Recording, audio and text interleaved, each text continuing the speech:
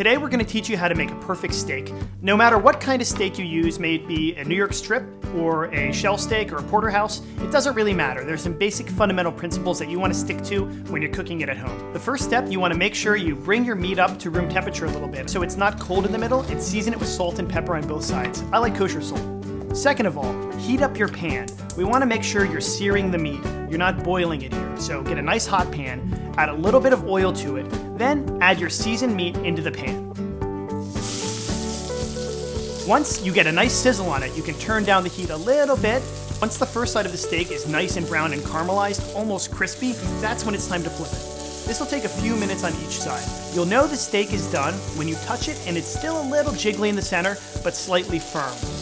Once the steak is finished, you can take it out of the pan, let it rest for about 5 minutes. When you let the steak rest, it keeps the moisture in the meat, and that's what makes it delicious. Last but not least, when you slice your steak, make sure you slice it against the grain.